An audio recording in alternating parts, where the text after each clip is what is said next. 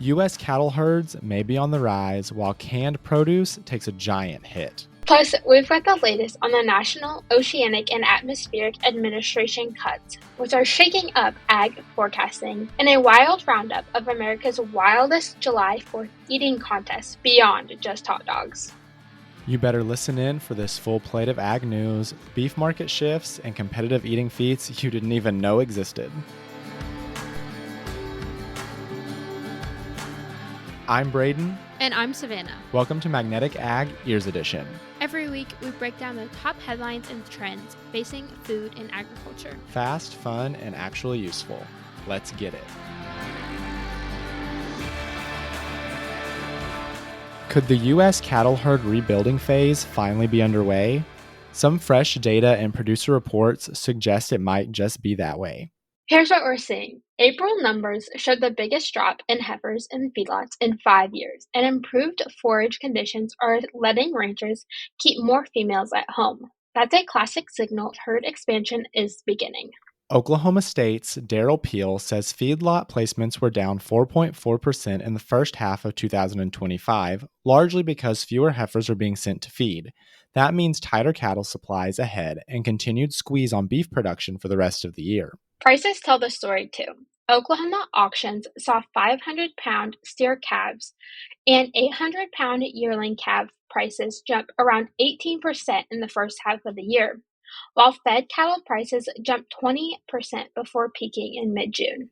But don't expect these prices to skyrocket endlessly. Markets cooled slightly at the end of June as feeder and fed cattle markets pulled back from record highs, partly due to global geopolitical tensions. In Savannah, analysts expect more sideways movement through the summer heat. Still, beef production is dropping. After a stable 2024, total beef production was down 4.3% year over year, driven by a 5.8% drop in fed steers and heifer slaughter. Non-fed production is down nearly 9% year to date. And choice boxed beef cutout values also tell the tale, up over 25% since March. With strong consumer demand and limited supply, prices are really holding firm. Bottom line, if cow-calf producers keep more heifers back for breeding, supplies will tighten even more into 2026. That means continued support for cattle prices. Good news for farmers, though. Tighter supplies could ripple down into the entire beef supply chain. We'll keep watching USDA's late July cattle inventory reports for confirmation. For now, it looks like herd rebuilding is starting to rumble back to life. Braeden, our next story is taking us from the beef supply chain into the vegetable can supply chain. Savannah, an iconic grocery staple, is in trouble. Del Monte Foods, the 139-year-old canned fruit and veggie giant, just filed for bankruptcy and is seeking a new buyer. CEO Greg Longstreet says a sale is the best way to turn things around, calling it, quote, the most effective way to accelerate our turnaround and create a stronger and enduring Del Monte Foods. We really should unpack what's happening here. Consumers are shifting away from canned goods, leaning into fresh produce and private label options to stretch their grocery budgets. On top of that, tariffs on steel and aluminum have squeezed margins for canned food companies like Del Monte. Demand keeps slipping, but their fixed costs haven't.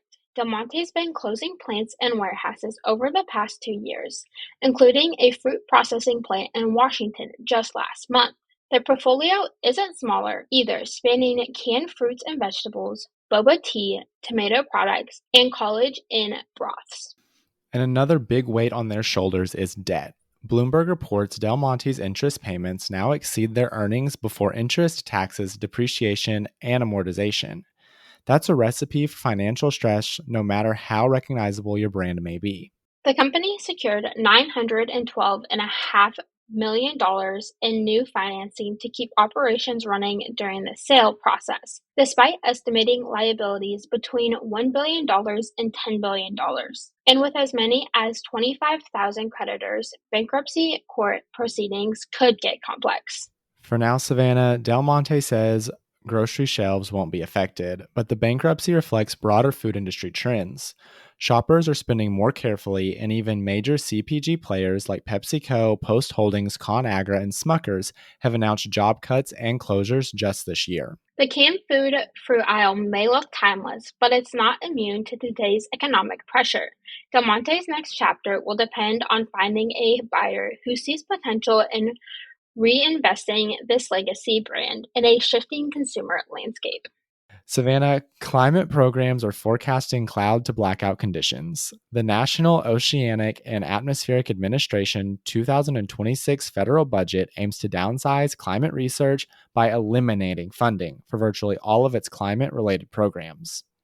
According to the new fiscal 2026 budget documents, they are cutting climate, weather, and oceanic laboratories, cooperative institutes, and competitive climate research grants, as well as Sea Grant collegiate programs, aquaculture research, and National Oceanographic Partnership programs. NOAA says it's streamlining program management and refocusing on short-term weather forecasting, specifically under the National Weather Service. And what could this really mean for agriculture? Well, farmers depend on seasonal outlooks, oceanic pattern research, and regional climate models to make planting, irrigation, and harvest decisions.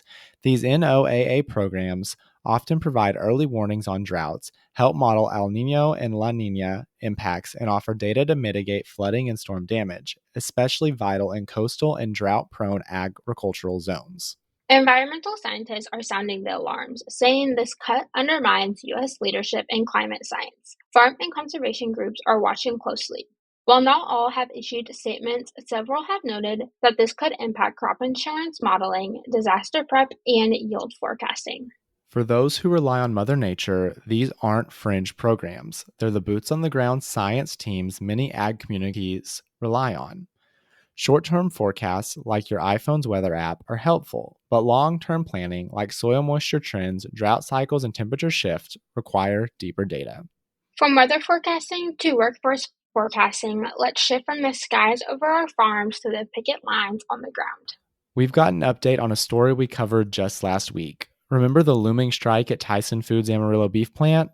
Well, the workers have secured a major win. That's right. After tension negotiations and a credible strike threat, Teamsters Local 577 members ratified a new 4-year contract. The deal delivers a 32% wage increase, expanded paid time off, and stronger retirement benefits. Huge gains for workers at one of the largest beef plants in the country. Union leaders have gone on to call it a hard-fought victory. Al Brito, president of Local 577, said it shows what Texas Teamsters are all about, quote, coming together to fight for a better life for their families. Jesse Case, with the Teamsters Food Processing Division, added that anyone working one of the nation's most dangerous industries should be able to support their family and retire with dignity. Tyson hasn't issued a formal statement yet, but Teamsters members Connie Hernandez summarized it by saying, quote, "We're the top plant here. We finally got the contract we deserve, and that makes me proud to be a Teamster." While Amarillo workers are celebrating, experts say systemic challenges remain across meatpacking, from fast line speeds to limited regulatory oversight.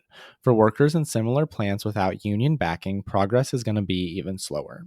Still, this win signals growth labor momentum in food processing, a sector historically hard to unionize. With workforce shortages, rising costs, and rising demands, labor organizations could reshape how the industry compensates the protected workers. Savannah, the bottom line here is that Tyson Amarillo workers have kind of set a new bar, which means we're going to get to keep track of how these ripple effects play out beyond Texas and into the greater industry. While I had Tyson steak sandwiches on my 4th of July barbecue menu, foodies ate their way through many other categories. The 4th of July isn't just fireworks, cookouts, and country music, although Spotify numbers would disagree. It's also about witnessing people eat mind-boggling amounts of food in record time. Headlining the food frenzy this year, Joey Chestnut reclaimed his crown as Nathan's famous hot dog eating contest after skipping last year due to a contract dispute. The king is back, scarfing down 70 and a half hot dog and buns in 10 minutes. That's not quite his record of 76, but still close enough to clinch his 17th win in 20 appearances. Chestnut told fans, quote, "I wish I ate a couple more. Sorry, guys, I'll be back next year," end quote. The man sounds like he just missed par on the back nine instead of missing half of a hot dog.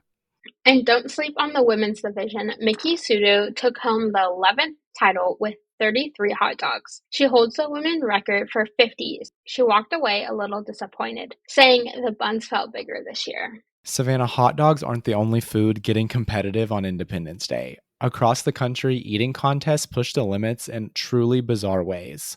Here are some examples. In Florida, the Key West Key Lime Pie Eating Championship challenges contestants to devour entire pie, face only, no hands allowed. In Texas, the annual Watermelon Thump pits eaters against massive melons, with the current record of 11 pounds of watermelon flesh in just under 15 minutes. Over in Louisiana, oyster eating contests see competitors slurp down hundreds of Gulf oysters in minutes. The reigning champion downed 468, you heard me right, oysters in 8 minutes. Talk about briny bragging rights. And in Wisconsin, the Great Ice Cream Eating Contest turns out winners who can polish off more than a gallon of frozen custard without even getting a brain freeze. Whether it's hot dogs, pies, or oysters, eating contests tap into something deeply American, turning everyday foods into feasts of human endurance and competitive glory. And let's be honest, it makes for great TV between all the baseball games and fireworks shows. But across the US, July 4th remains the Super Bowl of competitive eating competitions. Stay tuned next year for what new records and questionable digestive decisions are on the menu. Savannah, this episode made me want a hot dog real bad. Well, Braden, this episode made me want to dive into our twice weekly newsletter. Tune in next week for more ag headlines you didn't know you needed.